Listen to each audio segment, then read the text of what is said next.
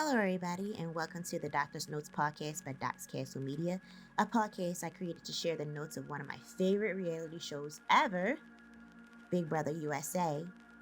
I'm your host, Doc, and I'm here to talk BP perspective from Doc's point of view. So here we go.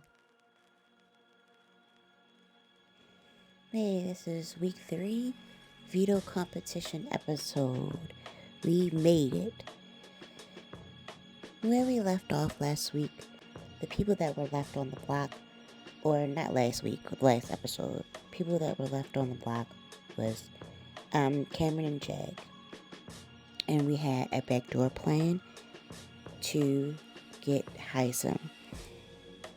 We are all in Felicia's HOH week. And everything seems to be running smoothly and according to her plan. We start off the episode seeing a lot of Hisam's diary room sessions, and we see his thought processes, what has been going on. He's completely clueless. He doesn't know that he's being backdoored by his alliance, and Hisam is a very loyal person so far, what we see to his alliance. He's doing what he can to try to get what he believes is the strongest threats out from the other side of the house and wanting to protect the side that he is loyal to, the professors. Even above any other alliance chatter that might have been brewing up between him and any other player that could possibly be on the other side of the house, his loyalty towards the professors shines through it all.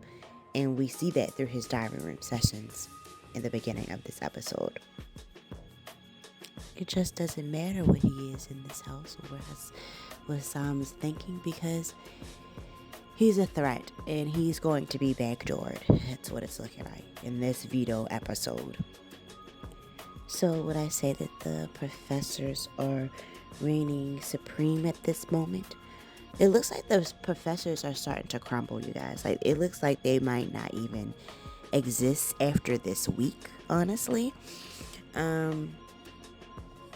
And I don't even know if they existed during this week. It all was in the mind of Hisam, honestly. He thought that the professors, and honestly Red too, I think they just think that the professors are still in existence at this moment. The only people that don't really know that are those two. And I think it's just because they're the two men that's in that big side of the alliance. When you break them apart or take them out of the equation, we see the bye-bye bitches. And the bye-bye bitches seem to be the ones that are reigning supreme in my eyes this week, because Felicia created that alliance and she is the head of household and seems to be telling all of her plans to that group of people. So it is them who reign supreme, and that might be the one group that might make it past this week when it comes to that or the professors.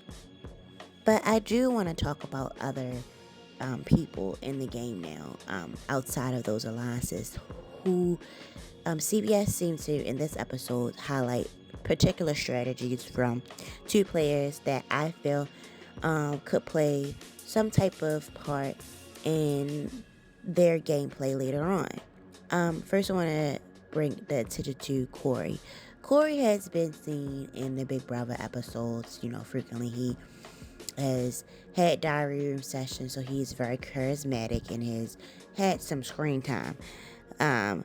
But he's also mingling around in the house. And in the last podcast, I mentioned how Cory seems to work both sides of the house and it's working his favor. He has a lot of insight when he's speaking in the live feeds to Suri and Izzy. These are things that we don't see on the show, but he is a very strong social player when it comes to speaking game with them and knowing his part and how to play to be on their good sides, and not just their good sides, but just anyone. Because this week they tried to highlight the fact that Cory was dressed in blues pink outfit, very tight pink outfit. Cory says that it's completely strategy that he's doing that in his diary session. And I think that is some strategy that is working in his favor. He's becoming very cool with the girls in the house, especially the young girls when he does stuff like that. Cory's strategy to me is similar to Ian because he's willing to do whatever it takes to kind of create some type of relationship or bond with someone. And trying on that women's suit is just something that someone asked him to do. So I really do see that later on in the game, that it's something that is working because it's making him become friends with people. But if he continues to work in that type of strategy and doing what other people want him to do like that, silly things like that. I'm not saying like literally making big moves doing what other people want him to do as far as big moves, but little silly petty things like that. It could get him far as making relationships with people. Another person that I do want to also talk about when it comes to a peaking strategy is they highlighted Mecole in this episode. She had a diary room segment in this episode where we finally see some of her gameplay. It's not really her gameplay, but it's most likely her personality that could come into why she's playing the way that she is playing.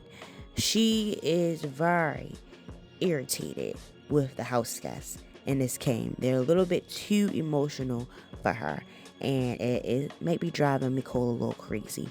But when I see her diary room session this episode, it makes me think of where she's from. She is from the DMV area, from Maryland, and I feel like I probably would react the same way that Mecole is reacting with this group of people. They are very emotional, but they always say that people in the Big Brother house are emotional. Mecole said there hasn't been 7 days, literally, there's a day, every day, someone is crying. Someone is crying about something. That's seems to be every season. They make a segment at the end of every season of them just literally crying in the diary rooms. So we just gotta know that you're gonna be in there with some emotional people, and that house is breaking people down for real. I guess Mecole isn't at that point where she's breaking down. So right now, she ain't playing as hard as everybody else is when it comes to, breaking down. She says that her strategy is, this is how she works in the political field. That's what she works in, the political field in DC, basically. And she does a lot of compromising when it comes to working in that field. She feels as though she's doing a lot of compromising in her gameplay. Now, if that's a game strategy that she's doing, I don't think it's a very good game strategy that she's doing if she's taking a position of being compromising in the game. Because if she's doing that, that's what's making everything irritating to her. She needs to take more moments to make more decisions instead of just going with the flow and being compromising. She might be looking for her moment to do that in the game, which I don't see that there is a moment for her to do that, like make decisions and not be compromising right now. But if she wasn't so compromising, she probably would take it probably would take away that irritation that she's experiencing. Moments where she's in the pantry complaining, she could be actually speaking some game to somebody. But she's taking all her irritation and just soaking in it, honestly. It gotta be a better way for her. That might affect her gameplay. I really do think. But I hope that they play some more of like Bowie Jane diary rooms. Like, we have not seen her gameplay at all. I want to see what she's thinking about. I don't even know what she's thinking about at all. We know she part of the Bye Bye Bitches. Does she have any opinion about anything that's happening as far as when it comes to this Hisam back door? Because Hisam is also in the professors with her. So what is she even thinking? They're not putting that in the episode. And it must not be something serious, Like, is she even playing the game? They need to put more Boy Jane diary room so I can see some of her peaking strategies, just like I seen Cory and Mecole's. This episode We also saw, let me bring some attention to some alliances, or, where the status of alliances are right now, if there any are developing or if any are falling apart. I already mentioned that I feel that the Professors is falling apart and the Bye Bye Bitches is running supreme at the moment. But I think that I see a final two alliance that may be a brewing with Cam and Red. They currently are working two separate sides of the house, Red being with the Professors and Cam working on the handful side. But they are very close to each other and, creating a friendship. So Cam feels comfortable with telling Red about a plan that the Bye Bye Bitches or the Professors he just was left out of. Like I said, the Bye Bye Bitches left Red out of this because he's not a part of the Bye Bye Bitches. So, of course, I feel like that's probably why Red might not have known about the backdoor plan. Felicia said she didn't feel comfortable letting Red know because it could possibly get back to Hisam. So, with Cam knowing the plan because he's the one that's on the block, he felt comfortable telling Red about the plan because that's what he would consider his final two. Red, he seems to have a lot of trust in Cam, so I think he really did or obviously believed Cam when he came with that information that he didn't know. So he goes back to Felicia, and Felicia playing her damn part, which is making her be the MVP player of this episode again by, not sweating under pressure when Red comes to her about something that she didn't tell him.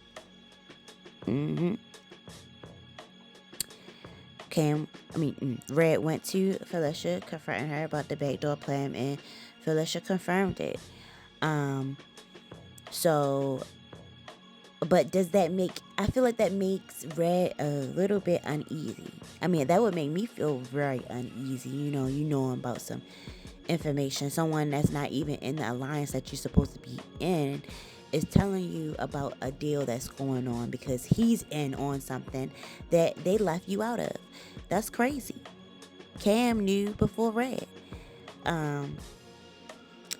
Which brings me back to the idea that the Professors is what's going to fall apart next week. Because if Hisam leaves the group, Red is already talking about how to replace Hisam with Cam. He wants to bring him into the Professors. Like the Professors is just going to continue to go. He doesn't know about the Bye Bye Bitches exactly. So he thinking that he can bring Cam on over like it's no big deal. He from another side of the house because he's working with them. Does Red know the name of the handful? I don't even know if he knows the name of the handful, and Cam isn't telling him about what he doing, is he? On the other side of the house. Who knows? I don't know. They ain't showing them. They're not giving that much TV time to them. So I don't know. But the reconstruction of the Professors to bring Cam in when Hisam is out is not going to work. I feel like the Professors is already just crumbling anyway. They also showed a showmance, which is also going to be another alliance of, and just a given. But the showmance between Jared and Blue is developing more, but they also show that Sari is not with it. She is not with a showmance. Her son being in a showmance, she knows that there is an alliance between her, him, and Izzy right now. And when they are talking about it in the pantry room, as she has confronted him about how she don't like that, we don't know how effective the showmance will be this season. But every year has to have a showmance, and it seems like that's what it's going to be. It's going to be Jared and Blue. We lost Matt and Riley, and it didn't even seem like that was actually going to happen. But that's gone, and there really isn't any other showmance that could possibly happen at this moment. So, I would be fine if we do without a showmance for at least one season. Can this be one of those seasons? Can they just vote one of them out so we could get rid of a showmance? I don't want to see none of that. Just get the showmance out early. Let's discuss the veto competition. Boom, boom, boom, boom, boom. So, the veto competition. The name of the veto competition this week is called Cock-a-Doodle Zoom, and it is from the BB comic verse this week. Basically, in this competition, they have to climb through some goop. They take an egg from one side, one egg at a time, from a chicken coop. Climb through some goop at that time, across the yard, and place it into a crate. They do these eggs one at a time. I don't remember how many eggs you're supposed to get into a crate, but whoever gets that certain amount of eggs into the crate first wins the golden power of veto. There were 6 people who competed in the competition.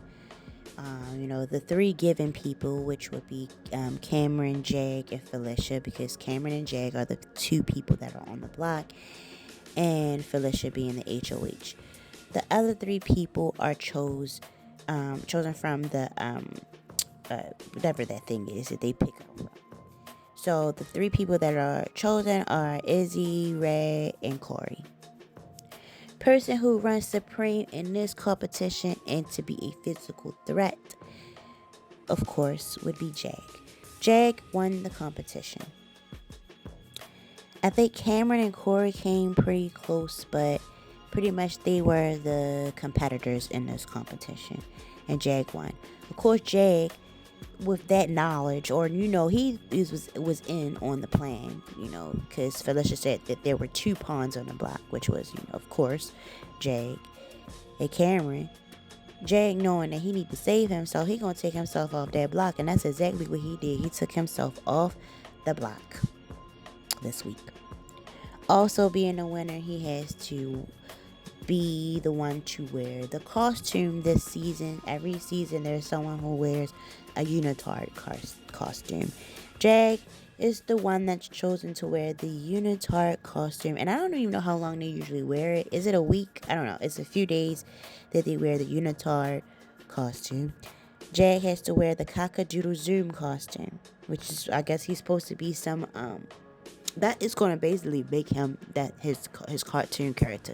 If they do the comic verse cartoons later on in the season, Jag is most likely probably going to be the Cock-a-Doodle Zoom. The Cock-a-Doodle Zoomer. Some people get so excited to be put inside of a unitard for the big brother. The big brother house. Ooh, made it bigger. But I don't think I would be excited about being in a unitard at all. Especially for a week. Like, it makes it easier because you don't gotta choose what you gotta wear every day. But I don't want to be seen on TV every day with this unitard, especially how ridiculous some of these costumes look. Like, Jay costume looks really hot, and they in California. Like, I don't know how I would feel wanting to sit in a unitard that has that type of material created in it. No, I don't know. Big Brother, I feel like if I am to ever come on to the Big Brother's house, I need them to make sure that it is a thin unitard if I have to be chosen to be wearing a unitard at all. I can't be wearing nothing with no fur on it. If fully clothed, like your arms is fully covered and your legs is fully covered, nah, that's not me. So Jag, he's off the block, and or he makes the decision to be off the block. And I want to bring back the attention to who I chose to be my MVP player this week, Felicia, because Felicia, like I said, is playing her part and she doesn't sweat under pressure. Hisam comes to Felicia numerous times to pitch his ideas of what he thinks should be the best decision for who goes on the block, if either one of the decisions that she currently had was to come down. He brings up Matt as a decision, and Felicia doesn't want Matt. So she just adamantly always keeps telling him that that's not what she wants. But she doesn't say who she wants or what she's doing. She doesn't tell him the plan at all, and she doesn't show any inkling that it could possibly be Hisam to Hisam. So Hisam, like, I don't know, he might have been frustrated with who she offered as a backdoor, because Jag was coming off the block. She told him that she would probably put Blue up there. He thought it was a waste of time. Like, that's just a waste. Why would you put the house in jeopardy to put Blue up there? That's what he's saying. You know, in Hissam's mind, whatever he think is the right way to go. And everybody don't like him thinking that way, and is rubbing them the wrong way, of course. So, you know, Felicia, she knows that that's who she gonna put on the block. She's just gonna put Hisam on the block because she's tired of that. And when it came down to that, the veto ceremony, she cold-bloodedly put him on the block. Like, she is the MVP player. Do I think that her turning on Hisam was a good idea? You know, any of them for the bye-bye bitches. Do I think it was for the favor of their alliance? Yeah, I feel like it's a good idea to do, because they're not really working with the other two players that's in the professors. So why in the world would you keep someone? You're not even being loyal to the whole group. Y'all already counting them out. And that's what I'm saying. Like, is Bowie Jane even included in the bye-bye bitches? Like, she might not even be counted in that. That alliance might be crumbling. But I just think, in the favor of Felicia, I think that it might be better that she is targeting Hisam, because she's not really, like, working with him there. They're not telling him nothing.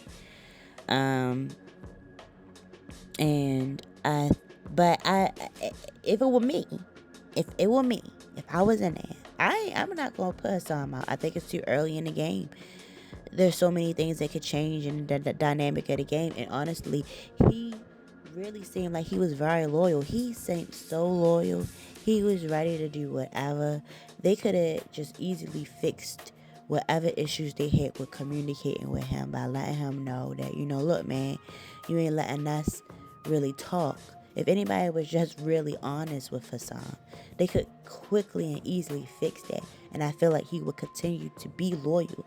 You might have to remind him a few times if he, you know, continues to, you know, be overbearing with what he wants to do.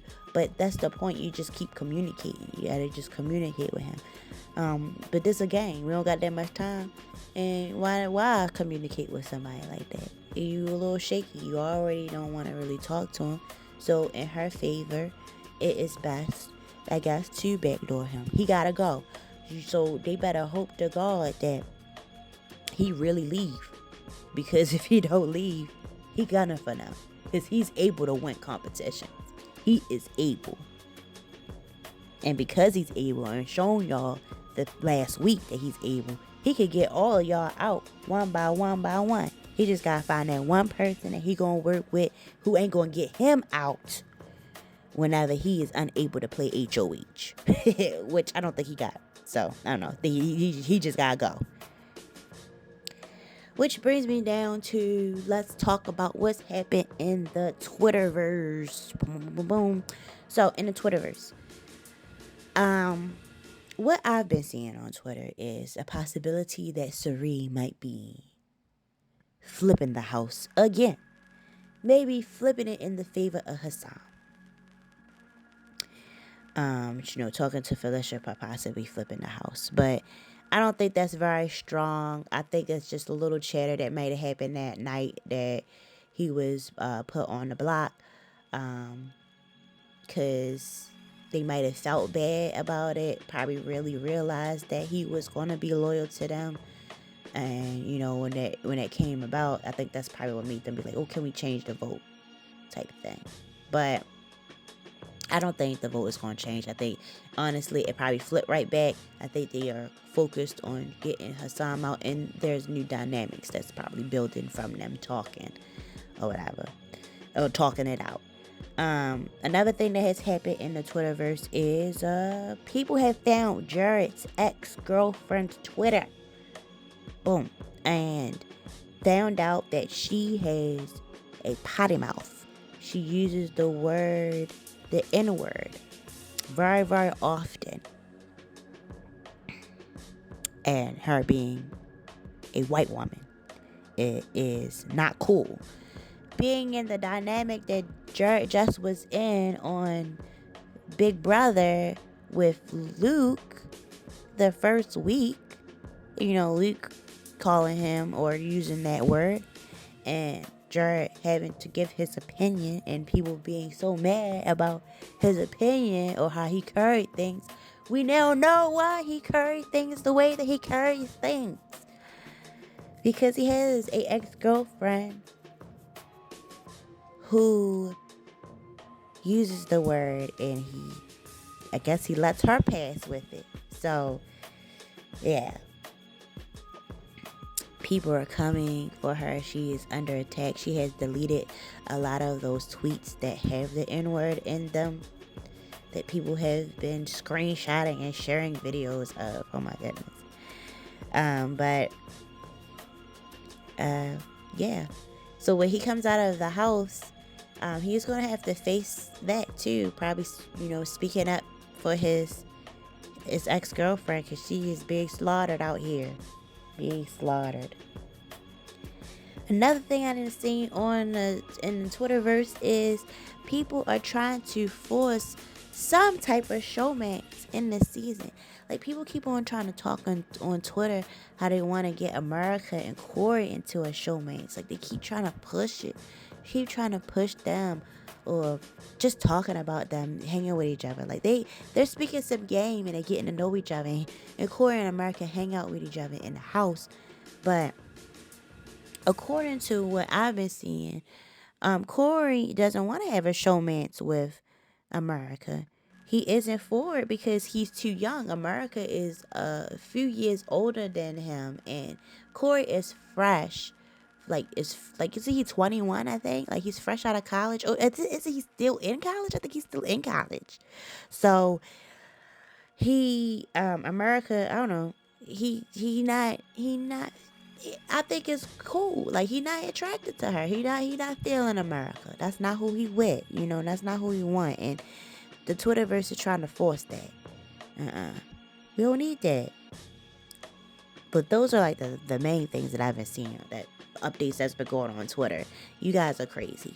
I guess we'll see what is going to happen later on tonight, as far as if this backdoor is really going to happen. Because, like I said, on Twitter, what I've been seeing on the live feeds is basically that it could possibly be another flip. We might